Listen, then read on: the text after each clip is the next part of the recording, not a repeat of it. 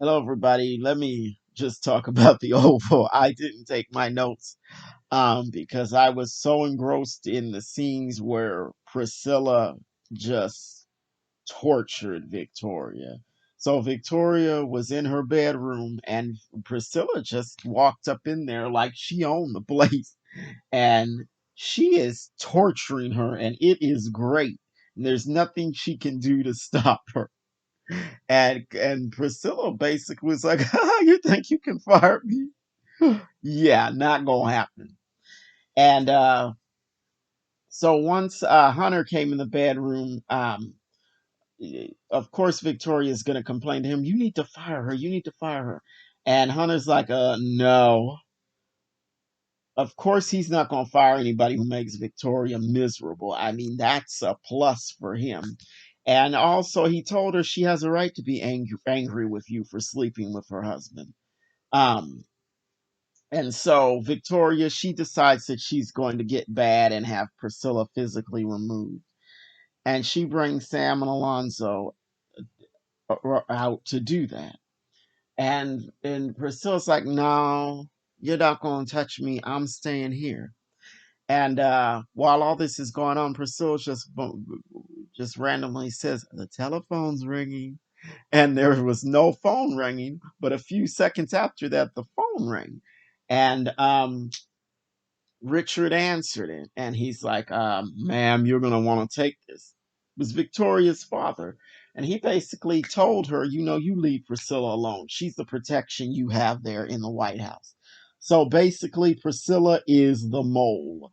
And Sam asked her about this, and she's not telling him anything, but it seems clear that she is the mole.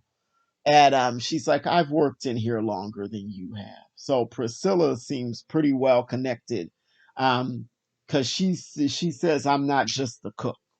So she's got some pull in there. So it's great seeing Victoria just, you know, over a barrel. And she picked the wrong person to mess with in Priscilla, the very wrong person. And so she tells Hunter, "Oh, Priscilla knows my father. She knows my father." And Hunter's going on again about how he's gonna kill Victoria's father. Victoria's saying like, "Well, no, you need to leave him alone. Let him rest and die in peace." And he's like, "Oh yeah, he's gonna die in pieces." Um, so let me go on to what happened next. There's a storyline with Bobby and all of them trying to take down the president, but that drags to me. Basically, all I can say about that is that Bobby is a liability and not the best person to have on the mission because he's so hung up on Lily, and that can make him prone to making big mistakes that can get them all killed. And so over there at Lily's house, Donald comes into her bedroom and she's like, you're not supposed to be in here. And he wants to know what was going on in his office, and Lily's not saying anything, and then he's telling her about the shooting at the White House, and he's implying, that he almost got killed, which he didn't really. Um, and she's just like, well, I wasn't listening to the news. I took a sleeping pill. And then he says the president was, shot at, and she's like, "Oh, is he all right?"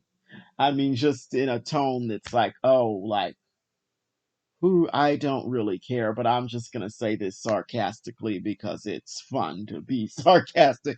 That's the kind of vibe I was getting from Lily right there. And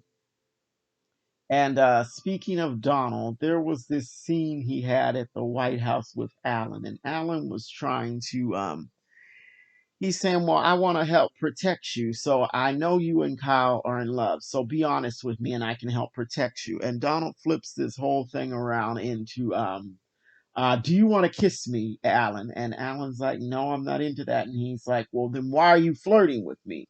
And Donald is just really, really, really weird and messed up because Alan didn't even seem like he was flirting with him, but that's what Donald got out of it.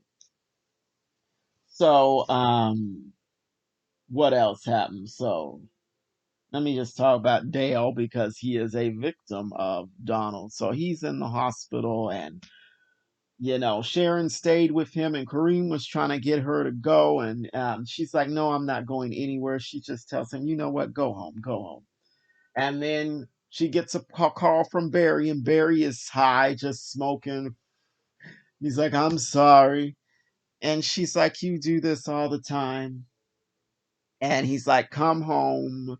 And she finally detects. She says, "Are you high?" And she's like, "Don't call me while you're high. Bye." And Nancy had told Barry about smoking. She didn't want him doing that. And he said, "This is some good stuff because I got it from so and so." And she's like, "Oh, that thug." And she's like, "Oh, well, whatever. Just close that. Worry him. Get done. Close that window because I don't want Jody saying, 'Oh, she smelled this and that and all that.'" Because you know how nosy Jody is. And what else happened? So of course you have Alan and Ellie, and he's trying to warn her again, and she's not hearing it, and I don't know why. I don't even know why they're even engaging each other anymore. It's just absolutely ridiculous that they're still engaging each other. Because like I said in my last review, I said Ellie, she acts like she has bigger cards to play than she actually holds.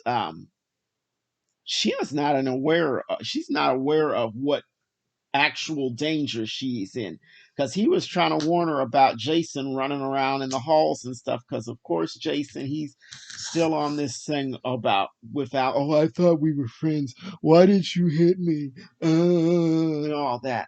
And he was trying to warn Alan was trying to warn Ellie about that, and she's like, "Well, I'm fine, I'm in the White House."